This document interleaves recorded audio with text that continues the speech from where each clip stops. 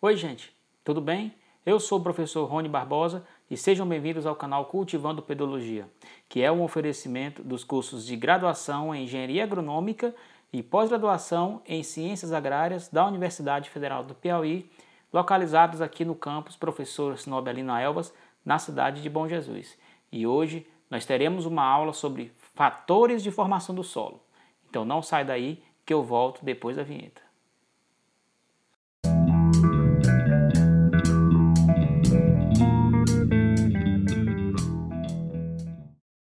Bom, gente, sejam bem-vindos à nossa aula sobre fatores de formação do solo. É importante reconhecermos diversos nomes que foram importantes por construção do conhecimento na área dos fatores de formação do solo, tá? Existem vários nomes que foram importantes. Aqui eu trouxe apenas a imagem de alguns deles, tá certo? E eu quero dar destaque aqui a esse artigo, tá?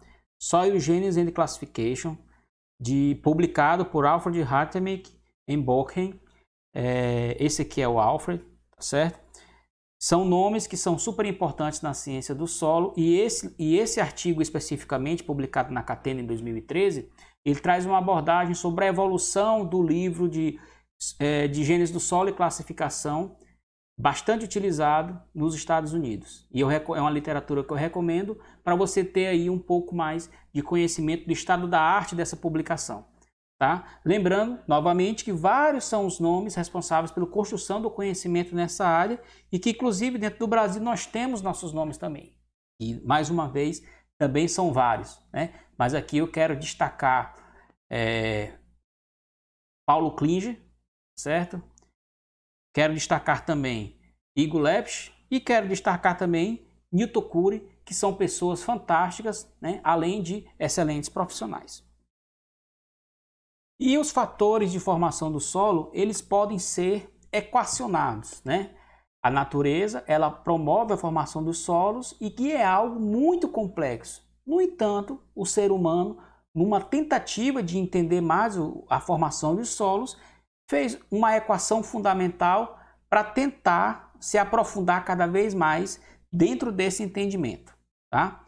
Dentro dessa função, como vocês já sabem, ela indica que o solo é o resultado, né, de uma função matemática, onde ocorre a interação entre o clima, organismos, material de origem, relevo e o tempo. Tá? É só você pensar, né, no conceito de solos, né, num resumo do conceito de solos fornecido pela Sociedade Brasileira de Ciência do Solo, que, resumindo, é o seguinte: o solo é uma coleção de corpos naturais, tridimensional e dinâmico, que serve de sustentação para as plantas e que possui suas características resultantes da interação entre clima e organismos, atuando sobre o material de origem, certo? Condicionados pelo relevo durante um certo período de tempo. Tá? Então aqui a gente já consegue pegar que clima e organismos são fatores ativos, eles atuam na transformação, eles interagem, né? O material de origem é a matéria-prima, o relevo, né, é um condicionante e o tempo é o tempo necessário para que se dê a construção daquele ambiente. Falando do primeiro fator ativo, né, o clima. O clima, pessoal, ele é um fator muito complexo, né? Ele é muito complexo. E para você entender, para você estudar o clima, né, como o fator principal de formação do solo, você precisa isolar ele, né? E os estudos que fazem isso, eles são chamados de estudos de climosequência. E nesse contexto, você praticamente você parte do princípio que os outros fatores, tá? Os outros fatores, eles não estão promovendo uma diferenciação intensa entre aqueles indivíduos que você está estudando. Nesse caso é o clima. Pode ser o material de origem, pode ser o relevo, podem ser os outros fatores de formação do solo. E aí vai mudar também o nome, claro, né? Nesse caso é a climassequência. E dentro do clima, os dois principais componentes climáticos que atuam nessa transformação é a umidade e a temperatura. Falando em umidade, né, a gente tem que citar a precipitação e a evaporação e transpiração, né? Evapotranspiração, podemos dizer. Por que a chuva? Ora, gente, a gente já viu a importância da hidrólise na transformação dos minerais silicatados. E a gente percebeu que para ter hidrólise precisa ter água, né? Então, a chuva é importante. Veja que essa chuva, ela vai fornecer a molécula de água, que você tem hidrogênio, você tem oxigênio, tá? Que é a fórmula básica. E ela vai fornecer o hidrogênio para que ocorra ali a desprotonação, por exemplo, e também vai ser responsável pelo crescimento, né, da acidez do solo, tá? Outro fator importante que é promovido pela chuva é a profundidade em que você vai encontrar os carbonatos no solo. Veja, se você está estudando um indivíduo, né, entende como indivíduo o solo, em um local onde você tem uma quantidade muito grande de rochas carbonáticas ou com um alto teor de cálcio, quando ocorre a chuva, essas rochas vão começar a se transformar, esse cálcio vai ser liberado e ele vai começar a se mover ao longo do perfil do solo. Quanto mais você tem essa chuva, maior vai ser o movimento ao longo do perfil do solo desse material. Ou seja, quanto maior a quantidade de chuva, mais profundo esse carbonato vai ficar, tá? O nitrogênio também é influenciado pela chuva, a ponto que, à medida em que a chuva aumenta, né, aumenta também a quantidade de nitrogênio no solo. E por último, né, dentre as várias outras influências que a chuva pode apresentar, é o teor de argila, né? O teor de argila ele vai aumentar à medida que você aumenta a quantidade de chuvas, né? Comparando um clima ou uma região que tem diferentes ambientes climáticos, né? Onde tem mais chuva, provavelmente você vai ter um maior teor de argila.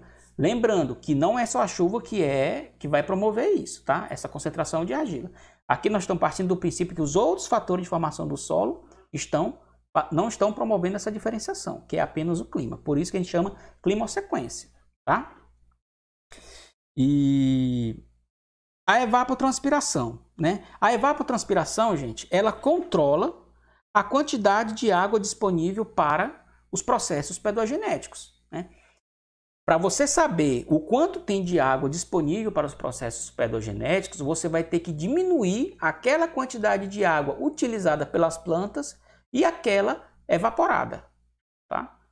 Você tem a quantidade de chuva, pega aquela utilizada pelas plantas, soma com aquela que é evaporada e aí você vai ter a diferença da quantidade de água disponível para que ocorram os processos pedogenéticos, tá?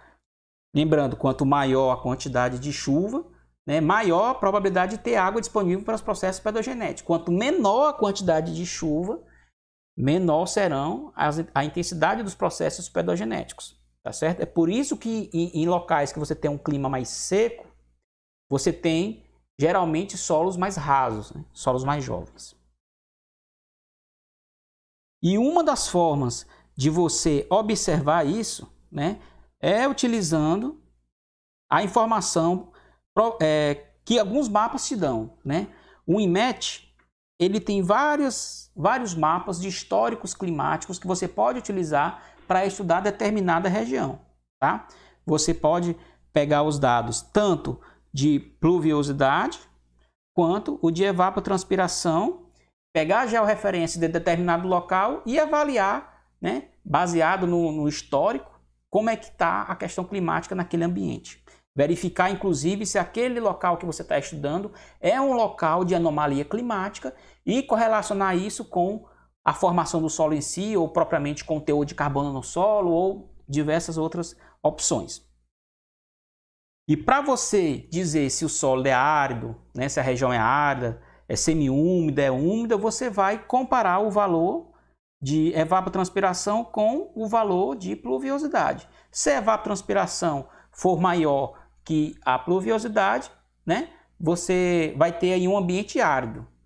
Se você tiver uma evapotranspiração igual à pluviosidade, você vai ter aí um local semi-úmido. Se você tiver evapotranspiração menor do que a pluviosidade, você vai caracterizar um ambiente úmido. E no solo, você pode pensar o seguinte, né? A lógica seria você, no ambiente árido, encontrar mais minerais 2:1, né? Lembra? Intensidade da hidrólise, ambiente de bicialitização. Nesse local, né, que vai intermediário entre árido e úmido, você vai tender a encontrar uma maior concentração de minerais de filosilicatos 1:1, né?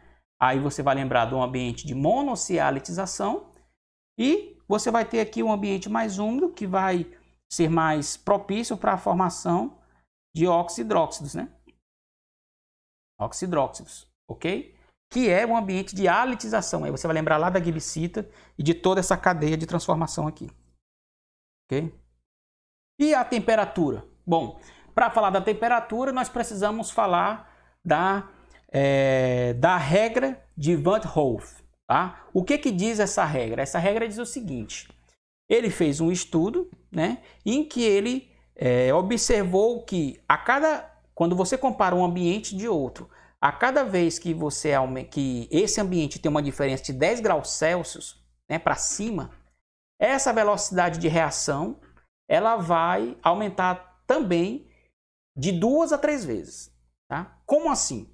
Você comparando um local com o outro, se eles têm 10 graus de diferença média, significa dizer que o local que tem essa temperatura maior, as reações que ocorrem no solo vão ocorrer numa velocidade de 2 a 3 vezes maior do que o outro que você está comparando. É basicamente isso. O que vai refletir, né, em mais argila, em minerais mais transformados. E nós temos também o fator de temperismo de Ramas. Tá? Raman, ele observou que, de acordo com a temperatura, você tem um diferente grau de dissociação da água. E, por consequência, você vai ter interferência da transformação dos minerais que ocorrem no solo. E que você passa de 0 graus Celsius a 50 graus Celsius, você muda drasticamente esse valor entre parênteses, que é o grau relativo de dissociação da água. E isso vai interferir, né, no intemperismo no solo. Tá? Ele comparou o ambiente ártico com temperado com tropical. Ele observou as médias de temperatura, né? E aí observou também o grau de dissociação da água e relacionou isso com o número de dias de intemperismo para no final ele ter esse fator de forma absoluta ou relativa, né? E em qualquer um da forma de observação, seja ela absoluta ou relativa, você vê que em ambiente tropical você vai ter um intemperismo de uma forma mais intensa. Por isso, nos solos formados nos trópicos, você observa solos mais profundos, solos mais intemperizados, tá certo? O fato é, né, em resumo, que o solo ele tende a se tornar menos cinza e mais vermelho à medida que você aumenta a temperatura. Por quê? Porque se você aumenta a temperatura, você aumenta a perda de água do solo e você vai aumentar também a presença de oxigênio no sistema, o que vai promover essa oxidação e essa transformação dos óxidos de ferro, que vai dar essa cor mais avermelhada. E o nitrogênio e o carbono orgânico, ele tende a diminuir a quantidade mediante também o aumento da temperatura por causa das perdas gasosas, tá certo? Uma outra forma de visualização a gente pode observar aqui esses gráficos, onde nesse primeiro, né, a gente percebe um esquema onde você tem uma relação entre a temperatura, tá, e a profundidade do solo em diferentes horas do dia, tá? E aqui você consegue perceber que em um dia você tem uma variação intensa ao longo do perfil do solo. E que isso por si só já vai promover diferenciação nos componentes do solo e, por consequência, diferenciação dos horizontes, ok? Nesse segundo gráfico, a gente percebe a relação entre a temperatura anual e o teor de argila, tá? Onde a gente observa que quanto maior a temperatura, maior o teor de argila, né? E aqui, gente, é importante mencionar que nesse gráfico ele está apresentando os dados de temperatura, mas sem dúvida alguma isso é conjugado com a pluviosidade, tá? Quando você tem muita chuva e altas temperaturas, você vai ter um ambiente perfeito para formar argila. E aqui nós temos novamente a média anual de temperatura, né, com o nitrogênio total no solo. E a gente percebe que esse teor de nitrogênio diminui à medida que a temperatura vai aumentando. E agora nós passamos para o segundo fator ativo, que são os organismos. E aí você entende como organismos a fauna e a flora, incluindo o homem, né? Vegetação, micro-organismos, animais e o homem. A ação de todos esses componentes, né, de uma forma ou de outra, vai promover mudanças nos atributos químicos e físicos do solo.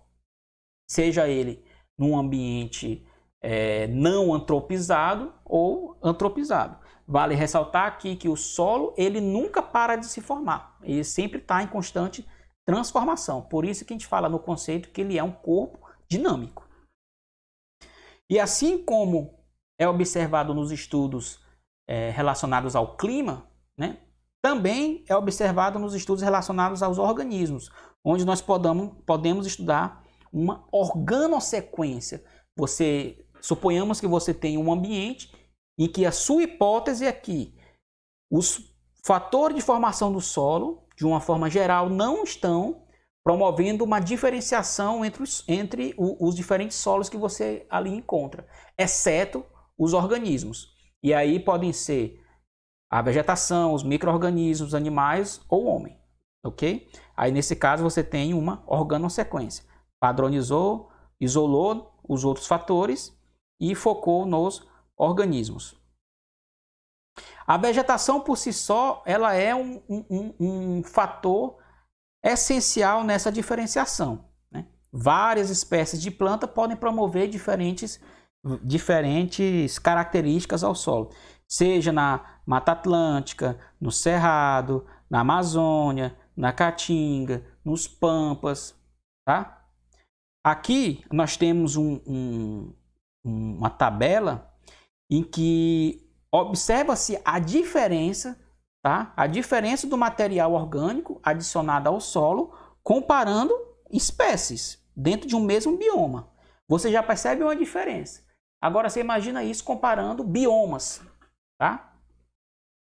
E tanto nos atributos químicos quanto nos atributos físicos. Aqui do lado nós temos uma figura em que a gente observa a diferença no que diz respeito ao diâmetro médio ponderado, que vocês sabem que é um atributo relacionado aos agregados do solo, onde observa-se, né, quando você compara Cerrado com a Amazônia, você observa que o solo sobre o Cerrado tende a apresentar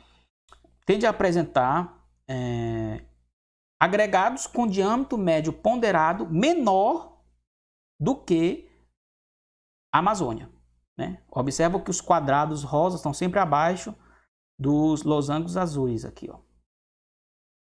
E provavelmente é uma combinação entre o teor de argila encontrado nesses solos com o teor de carbono orgânico. Porque vocês sabem que a floresta amazônica ela é muito mais densa do que o cerrado. E obviamente isso vai trazer diferenças para o solo.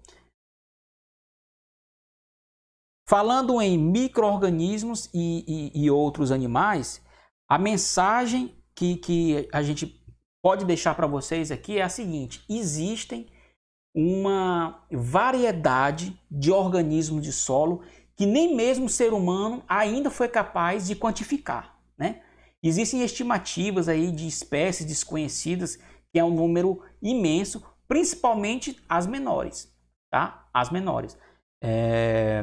E devido à dificuldade em se estudar esses pequenos organismos, e que cada um, sem dúvida alguma, tem sua devida função na formação do ambiente, essa dificuldade faz com que muitos desses organismos, muitos dos estudos relacionados à gênese dos solos, os pesquisadores tendem a omitir a informação relacionada a eles, né? Porque é uma coisa difícil de estudar, tá? Mas aí eu destaco isso para vocês, numa tentativa de mostrar essa lacuna do conhecimento que existe. E esses organismos, eles atuam em diversas características, tá? Seja no fornecimento de carbono orgânico, seja no fornecimento de poros, na estruturação e até mesmo, né, nos processos simbióticos, a exemplo do que nós encontramos nas leguminosas, tá certo? Quando ocorre a simbiose com as bactérias fixadoras de nitrogênio. E se você está em um local recente, né, quando eu digo recente, entende-se que é um local que está sendo explorado agora, falando aqui agora no aspecto agronômico.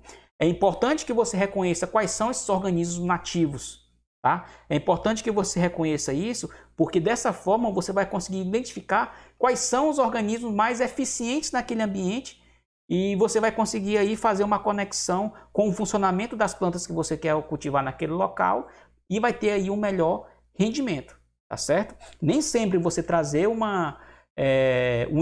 tipo de organismo de um local que já se conhece muito bem para o seu local, nem sempre você vai ter sucesso, tá? E como eu falei, existe uma lacuna muito grande, né, relacionados a esses organismos. E eu trouxe aqui uma tabela retirada aqui desse artigo, tá? Efeitos dos animais no solo, e que eu indico para vocês que vocês leiam esse artigo, foi publicado na Geoderma em 81, tá?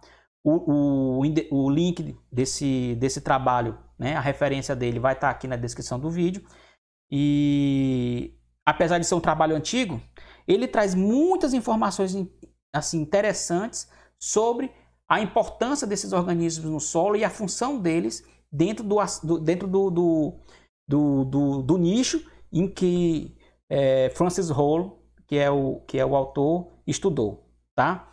Observou, por exemplo, que existem animais que são permanentes, periódicos e acidentais, tá? E aí ele classifica, né, os representantes e também ele fala sobre o efeito de cada um desses organismos no solo, tá? Pelo menos a classe, seja ele permanente, periódico ou acidental. Muitas vezes é difícil, de fato, por isso existe essa lacuna, mas é importante destacar essa lacuna para vocês. E por último, o homem, né? Como eu falei, os processos de antropização dos solos, esses processos de antropização dos solos, eles também promovem diferenciações, né? Aqui nessa figura é representado diversas modificações que o homem pode promover, né, direto ou indiretamente. E aqui do lado nós temos a foto de um perfil de solo que representa, né, um destaque da atualidade no que diz respeito à influência do homem na formação dos solos. Esse é um exemplo de um solo que nós chamamos de terra preta arqueológica. Alguns chamam de terra preta de índio, né?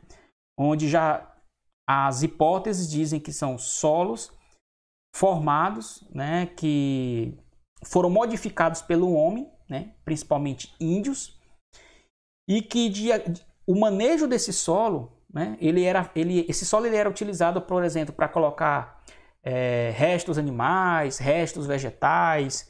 Esse solo ele passou por um processo de pirólise. O fato é um solo com alto teor de carbono, alto teor de fósforo, alto teor de cálcio, alto teor de magnésio, potássio, ou seja, é um ótimo solo, né?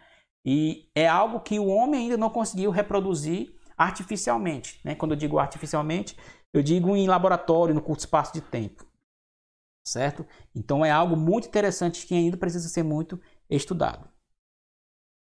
E aí nós passamos para o material de origem, que é a matéria-prima de formação dos solos.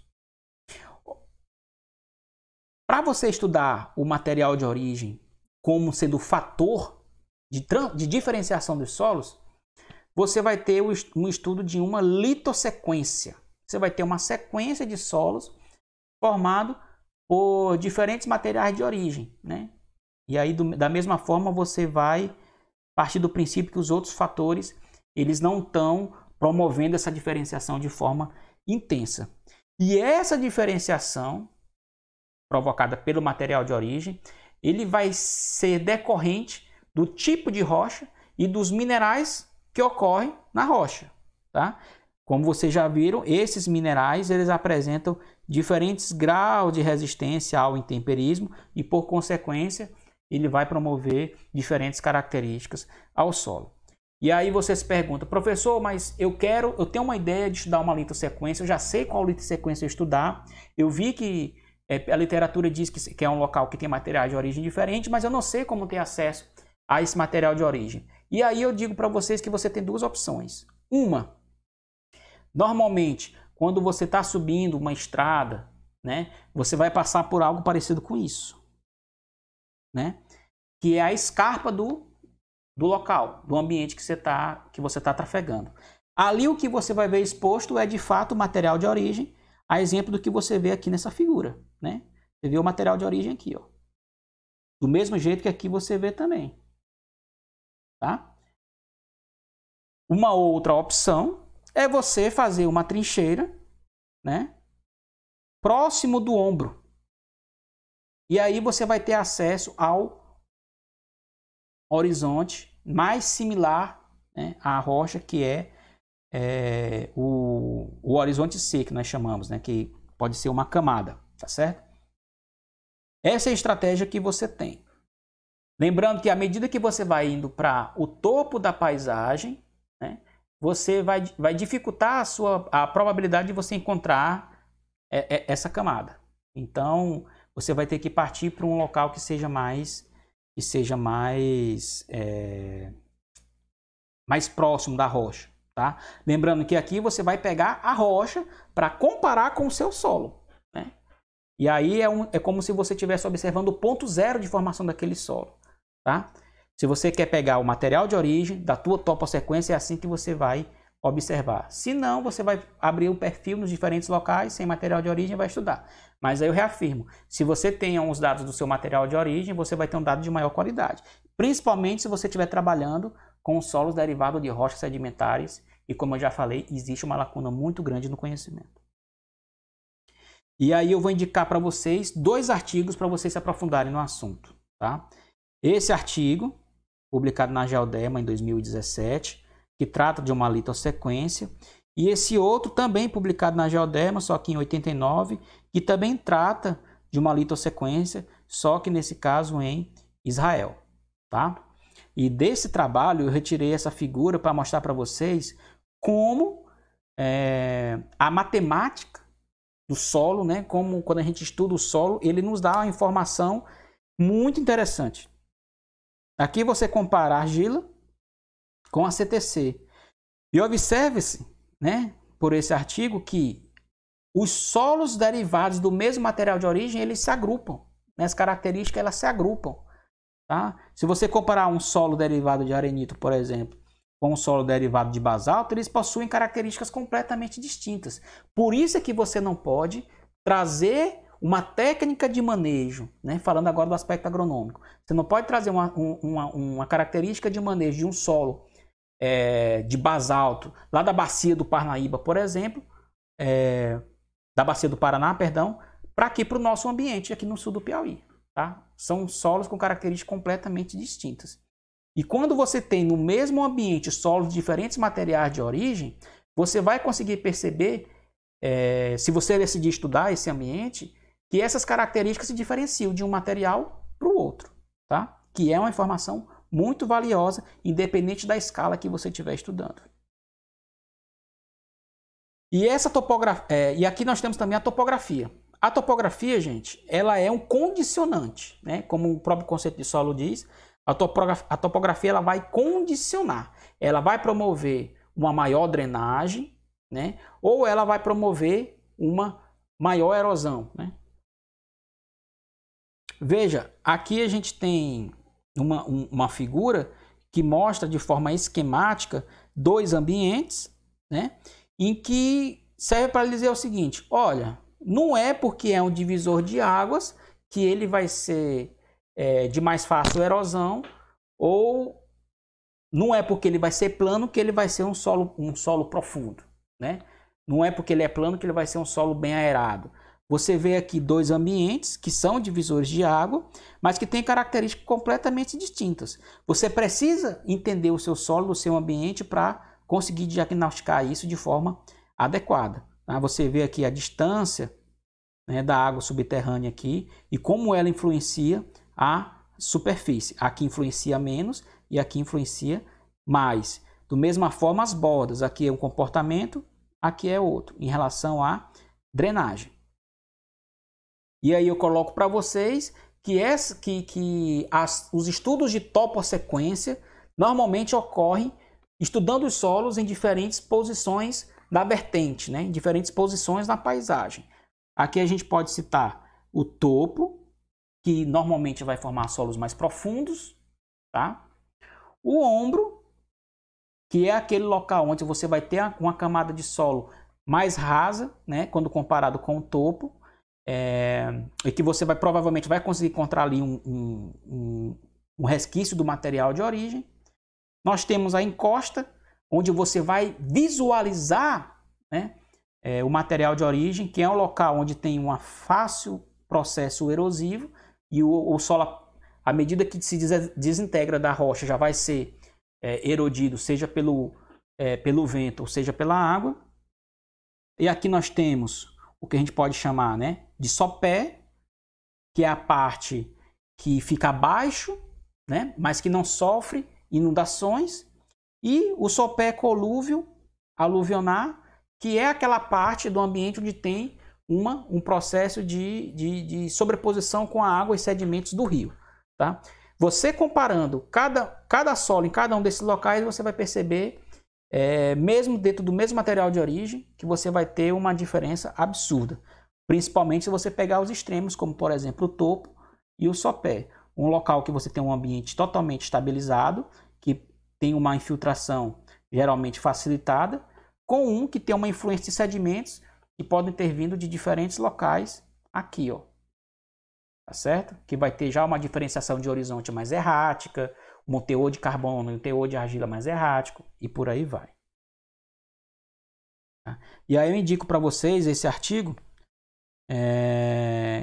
que foi publicado na Clay and Clay Minerals, que trata, né, da topossequência, para vocês pegarem um pouco mais de informação sobre o tema. E por último, gente, o tempo, né? Para tudo é necessário um tempo. E esse tempo, ele universalmente, ele é baseado na diferenciação de horizontes, tá? E quando você estuda o efeito do tempo, você tem um estudo de cronossequência, tá? Aí nesse ponto eu vou indicar para vocês esse artigo, que aqui é praticamente uma leitura obrigatória mesmo, tá?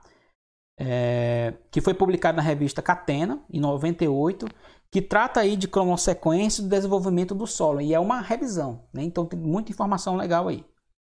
E a maioria dos trabalhos, eles relacionam, né? São relacionados, quando você fala em tempo, com o tempo geológico, né? Porque o solo ele demora muito tempo para se formar.